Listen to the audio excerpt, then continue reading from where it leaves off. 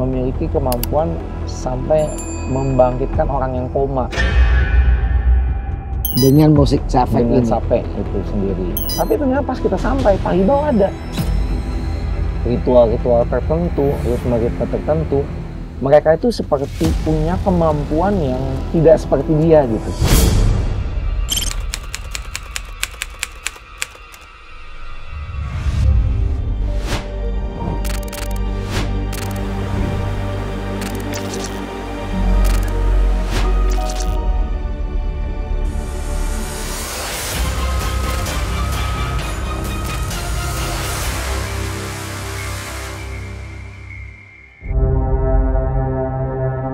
Sape adalah alat musik tradisional khas Kalimantan. Sape sering dimainkan saat upacara ritual ataupun acara adat tradisional. Konon bunyinya dapat menyembuhkan berbagai macam penyakit. Seperti apa rahasia yang tersembunyi di balik alat musik sape?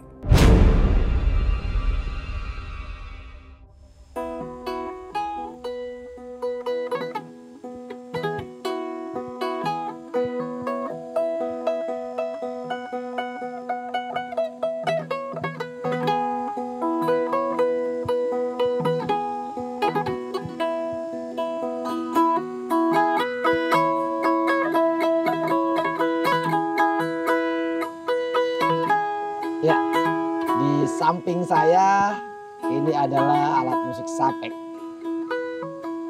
Alat musik yang khas banget dari Kalimantan Timur. Jejak-jejak rahasia kali ini saya akan mengupas bagaimana pengalaman Niko berikut dengan Sapeknya. Karena sangat unik sekali. Mari kita telusuri jejak Sapek bersama Niko. Selamat datang Niko. Selamat Apa kabar? Pak. Selamat datang juga di jejak-jejak rahasia. Siap. Niko, bisa cerita sudah berapa lama belajar Sapek? Kalau benar-benar belajar sih mungkin sekitar 4 atau 5 tahun doang. Kalau benar-benar belajar, tapi untuk mengenal sudah 10 tahunan lah. Udah lama ya. Nah, Apa yang tergerak ketika ingin belajar Sapek? Apa yang ada di benak pikiran Niko? sebenarnya saya mempelajari musik-musik dari suku Dayak itu kecelakaan. Sebenarnya saya dulu lebih tertarik dengan orangutannya awalnya. Cuman singkat cerita, saya saat melakukan penelitian sendiri tentang orangutan, saya bertemu suku-suku Dayak, justru saya akhirnya lebih tertarik sama kebudayaan dan musik mereka. Nah, dari situlah mulai nyemplung, masuk ke suku-suku, kenalan beberapa kepala suku, dan ya sekarang jadi mulai memainkannya gitu. Ada nggak yang di luar dugaan Niko, kemudian sepertinya itu sesuatu hal yang tidak masuk akal tapi terjadi ketika belajar Sapek? Sebenarnya banyak sih ya, kayak satu hal yang mungkin orang mungkin antara paham atau tidak ya, bahwa sebenarnya si Sape ini awalnya memang dimainkan untuk musik healing, jadi mungkin terapis ya, mungkin bahasa sekarang tuh musik terapi. Jadi jauh sebelum medis modern itu sudah menggunakan musik terapis, ternyata suku Dayak sudah menggunakan itu jauh lebih lama. Mungkin tidak tercatat aja secara teoritisnya, tapi ternyata mereka pertama kali menggunakannya itu fungsinya adalah itu untuk terapis, lebih ke situ. Dan ya untuk percaya atau tidak, sebenarnya balik lagi ya, kesehatan itu kan balik lagi ke tingkat kepercayaan kita akan sesuatu hal medis itu sendiri. Siapa yang pertama kali mengenalkan Sapek dan mengajari Niko? Kalau awalnya itu adalah kakak saya pernah memberikan souvenir. Sebenarnya itu Sapek souvenir, bukan buat dimainkan. Nah, karena ketertarikan itu saya modifikasi sapek souvenir itu menjadi sapek yang bisa dimainkan walaupun dengan keterbatasan. Akhirnya saya membuat teori-teori kecil tentang sapek. Nah, pas saya juga punya ketertarikan dengan orangutan, saya berangkat ke sana. Nah, singkat cerita sih saya mungkin hampir 60% sih belajar sendiri, Pak. Cuman yang benar-benar membuka cakrawala pola pikir saya akan musik Dayak sendiri itu namanya Pak Blawing. Dia tuh kepala suku Dayak Bahau. Kebetulan juga beberapa alat musik sapek saya beliau yang bikin. Jadi seperti contohnya misalnya beliau pernah bilang bahwa waktu saya tanya, Pak, cara bermain sapek yang benar itu seperti apa? Terus beliau ambil sapeknya, terus saya dibikinkan sapek khusus, kan kebetulan saya pengguna tangan kiri. Saya dibikin, ya nanti kamu saya bikinkan sapek. Kita main bareng dengan tuning yang berbeda, dengan nada yang berbeda, kita bisa bermain di satu irama.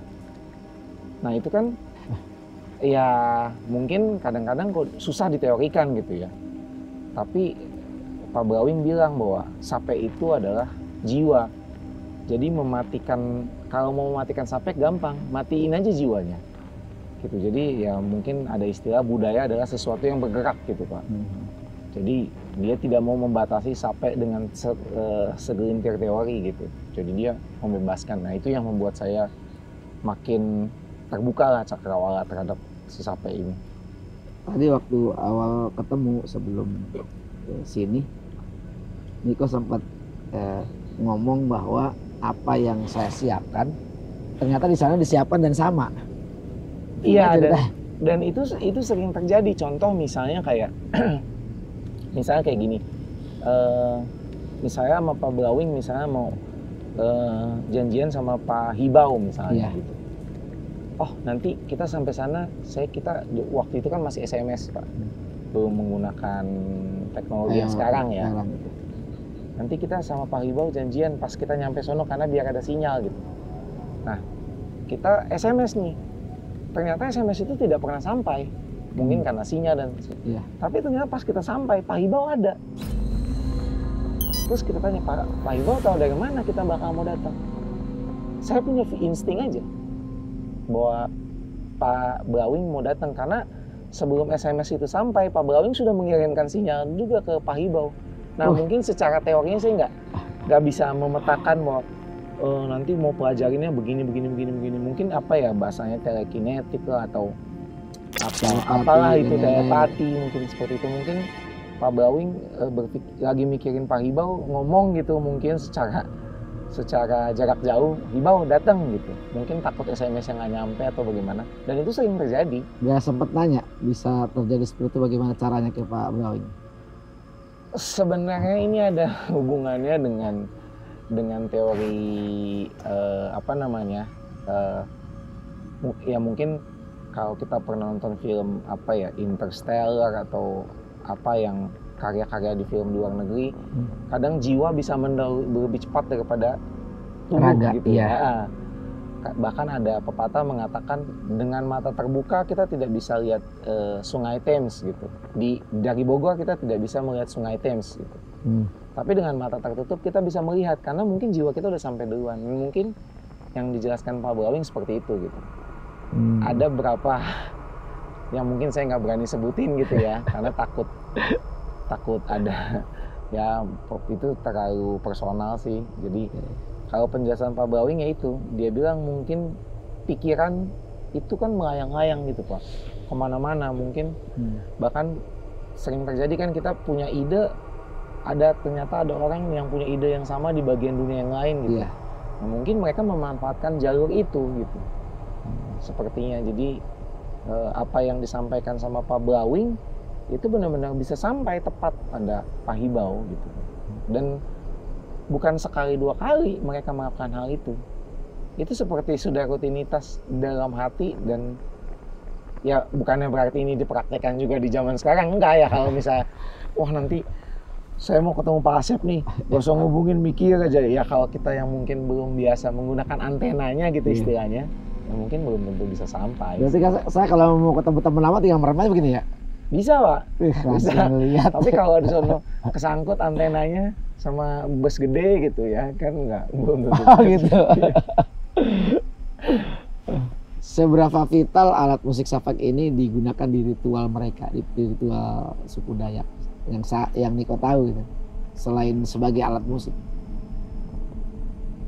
Kalau skala 1 sampai 10 mungkin 9,5 kali ya Pak ya. Karena hampir 95% Dayak itu kan bisa dibilang adalah sekitar 95% melodi, 5%-nya ritme gitu kan. Dan apa namanya, rhythm section mereka tuh sangat minim gitu. Makanya kenapa teorinya, kalau di teori mudahnya itu mereka punya teori itu do sol fa mi gitu. Tapi pada kenyataannya kadang-kadang tidak seperti itu, pada cuman sol do re sol atau semacam itulah teorinya yang mungkin saya petakan.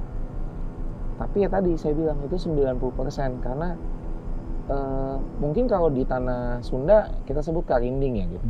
Suku Dayak pun punya. Nah ini juga salah satu yang unik ya, bahwa hampir semua suku di daratan dunia itu memiliki alat musik yang pola diagramnya sama seperti karinding. Mungkin kita kalau di Eropa kita disebutnya jauharp gitu kan. Kalau di Bali sebutnya genggong, di Dayak ya dia hampir sama kayak Jawa gitu, kayak Bali disebutnya genggong. Nah itu salah satu pendukung doang. Beduk juga ada tapi hanya pendukung, dan vital, dibilang vital ya itu sangat vital gitu loh untuk suku Dayak itu sendiri. 95% bisa dibilang. Suka dipakai ritual kalau selama di sana dilihat sama itu alat musik Sapek ini? Iya, yang seperti saya bilang tadi, ritualnya itu ya lebih ke menyembuhkan orang yang sakit, stres, semacam itu. Bahkan di zaman leluhur nenek moyang mereka ada yang bisa memiliki kemampuan sampai membangkitkan orang yang koma dengan musik Sapek dengan ini. Sapek itu sendiri gitu.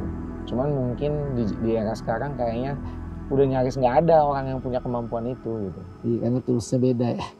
Toolsnya beda bener. Toolsnya zaman itu dengan toolsnya zaman sekarang tidak akan sama. Betul. Gitu. Yang uniknya aja, kalau sekarang kan kita udah menggunakan senar biasa ya dari stainless gitu. Zaman dulu mereka menggunakan rotan. Senarnya rotan. Tapi luar biasa, mereka nggak putus tuh. Nah itu yang bisa berbunyi ya. Dan bisa berbunyi, makanya mereka sebutnya lamin itu rumah ya. Kalau itu longhouse sebutannya. Jadi mereka punya gedung pertunjukan sendiri Pak, dan entah bagaimana settingan gedung pertunjukan mereka yang masih sangat, istilah orang bilang primitif, justru akustik ruangannya sangat amat baik.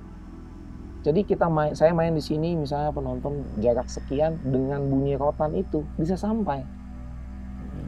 Jadi sebenarnya teknologi mereka sebenarnya jauh ke depan sebenarnya, cuman tidak ada pemetaannya. Nah, balik lagi ke Sapek. Ada cerita Sapek sering bunyi sendiri. Pernah ngalamin itu? Iya, di beberapa museum sering terjadi sih Pak. Di beberapa museum, di beberapa gedung pertunjukan itu memang sering terjadi gitu. Ya kalau saya pribadi sih menanggapi itu sesuatu yang tidak perlu dirisaukan gitu Pak, tidak perlu ditakutkan, karena ya itu bagian dari alam sih menurut saya. Dan ya balik lagi tadi, jiwa itu kan tidak bisa mati sebenarnya, dia hanya berubah bentuk. Jadi kalau saya selama di sana mungkin sering mendengar itu, tapi mungkin saya menanggapnya secara positif, jadi menyenangkan gitu. Justru buat saya malah jadi menyenangkan gitu. Tapi di proses Sapek sebagai alat healing gitu ya, itu sebenarnya ada untuk syair lagunya atau segala macam tertentu nggak, untuk menyembuhkan sakit ini dia musiknya, syairnya disiapkan sendiri, atau memang hanya instrumen saja? Kalau untuk penyembuhan atau healing atau terapi itu murni instrumen. Tapi kalau untuk melambangkan kesedihan atau pesan moral kepada generasi selanjutnya, ya mereka banyak menggunakan lirik. Gitu, karena konteks dari Sape itu kan memang lebih ke haru ya, mengharukan gitu ya. Jadi contoh kayak Leleng, ada lagu-lagu daerah yang menceritakan tentang seorang anak gitu kan, atau mungkin ada lagu-lagu lirik yang tentang cerita burung enggang gitu, yang mungkin populasinya udah semakin sedikit. Jadi kalau untuk penyembuhan murni dia ke instrumen, karena ya mungkin balik lagi kita ke teknologi modern, audio recording pun itu adalah kalau kata anak gaulnya it's all about frekuensi gitu kan ya. Nah mungkin musik terapi juga gitu, itu semua tentang frekuensi gitu. Nah kalau Niko sendiri bisa memainkan musik terapi ala mereka dengan alat musik ini? Saya tidak bisa bilang saya bisa ya, tapi saya pernah melakukan beberapa kali sama beberapa pasien stroke gitu. Dan lucunya saya mengkombinasikan dengan ada Tibetan singing bowl, mungkin kalau tahu yoga gitu, dan synthesizer. Nah ini agak unik ya memang. Synthesizer kan bisa dibilang di tahun 80-an atau 70-an itu kan teknologi modern gitu, dipakai Michael Jackson atau apa. Justru saya gunakan, saya kombinasikan untuk yaitu terapi stroke. Dan luar biasanya dengan tiga instrumen tadi, satu elemen air, misalnya saya bermain air, yang tadinya dia itu mengalami monokrom, maksudnya tidak, penglihatannya itu hanya kayak semi hitam putih gitu, terus kayak mencar-mencar, dalam waktu 2 minggu berwarna lagi Pak. Oh ya, iya, dan mungkin sih kalau dibilang apakah ini valid diterapkan di semua orang, saya nggak bisa menjamin. Karena saya belum melakukan research itu puluhan tahun gitu. Jadi mungkin akan bisa berbeda di setiap orang. Dan balik lagi, sugesti yang kita yakini kepada kawan-kawan yang mengalami stroke pada saat itu mungkin mengena kepada mereka, beliau-beliau itu. Ya, sangat menarik sekali. Ternyata Niko punya pengalaman pribadi yang dengan sapeknya bisa membantu penyembuhan orang stroke. Seperti apa coba waktu itu memainkan musiknya? Ya sebenarnya ini bentuk modifikasi ya. Misalnya saya memodifikasi lagu Leleng sedikit lebih kayak relax gitu kan.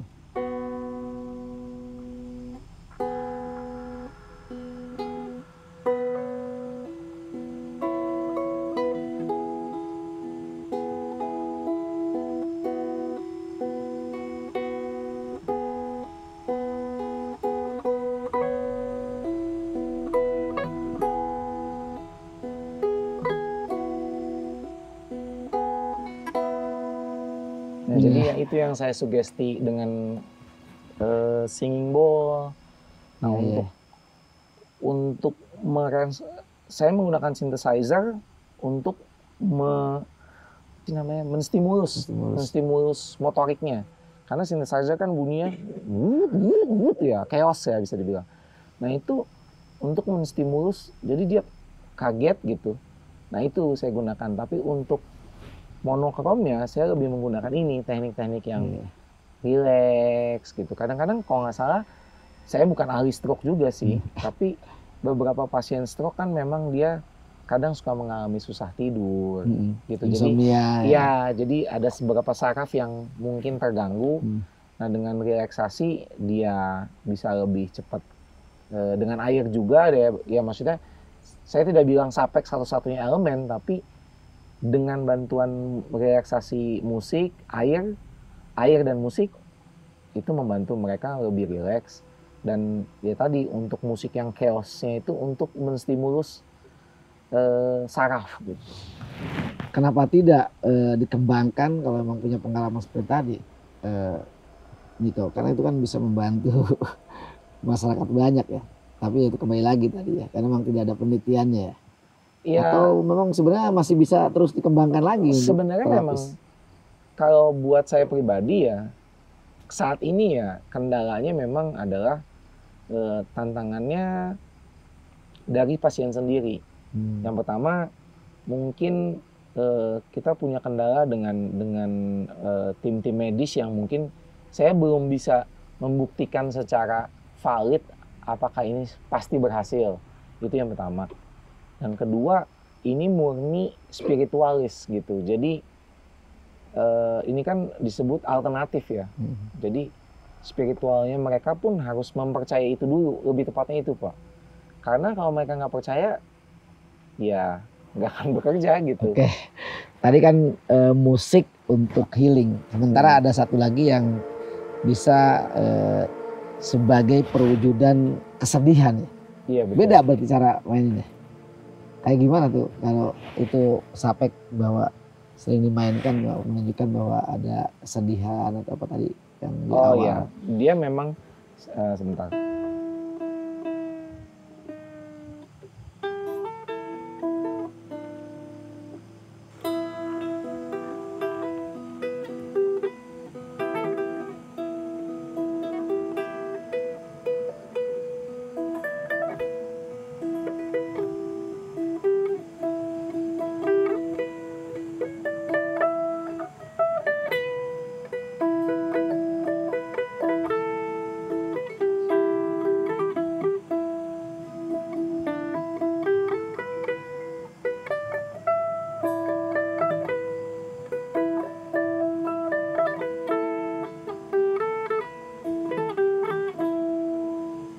lebih minor ya bisa dibilang, mungkin lebih ke arah sana gitu. Iya, sebenarnya dengan satu alat musik aja itu bisa menyelesaikan berbagai masalah ya.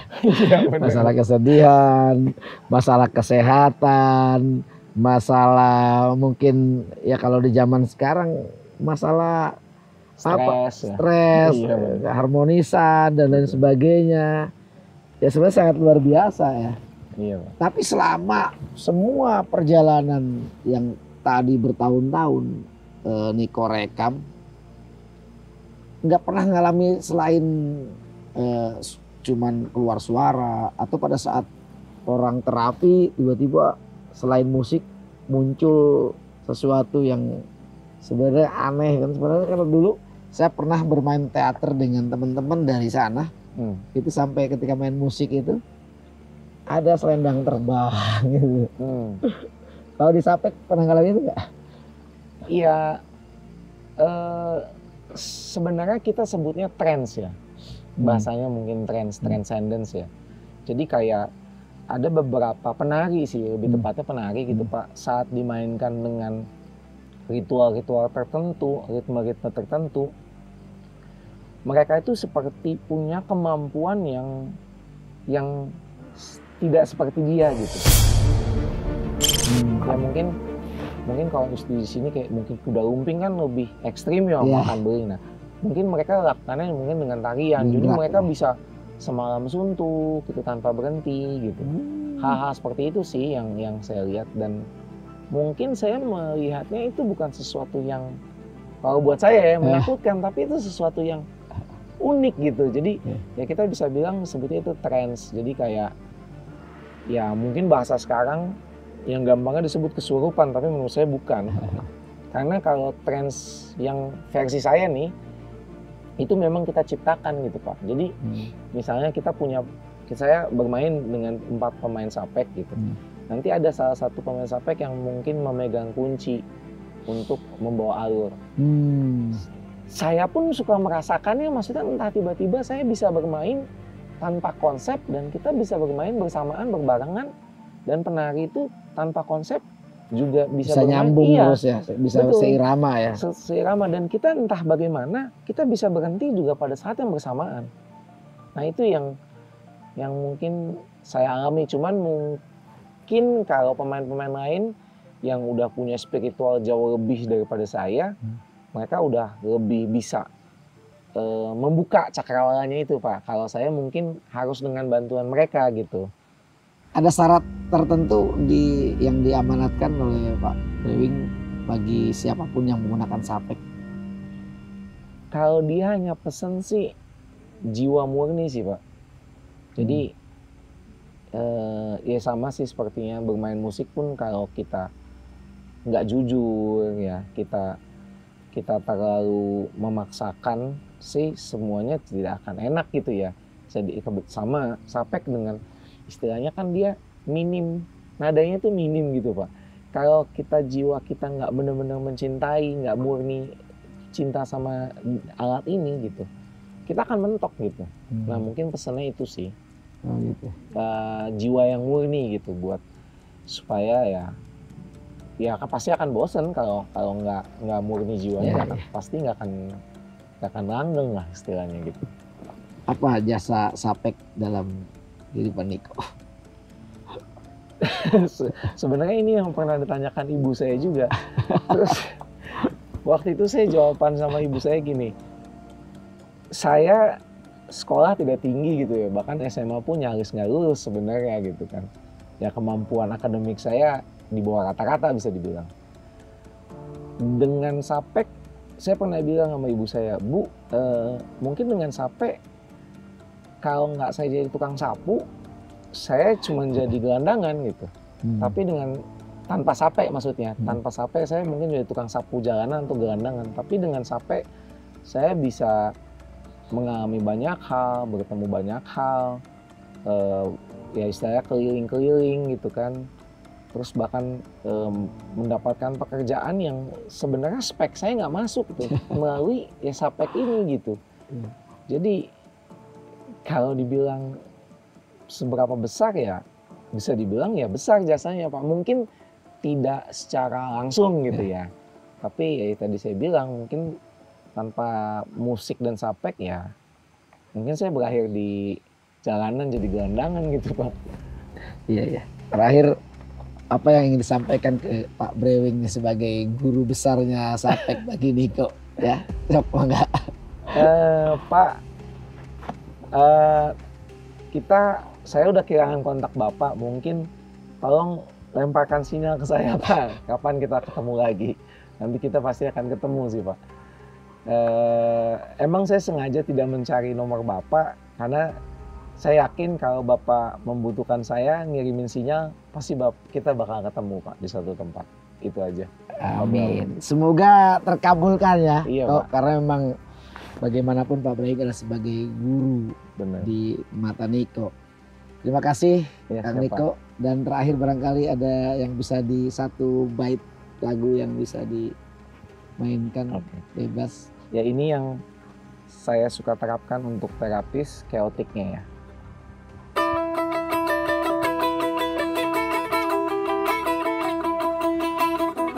Ternyata sapek bukan hanya sebagai alat musik, bukan hanya sembarang alat musik.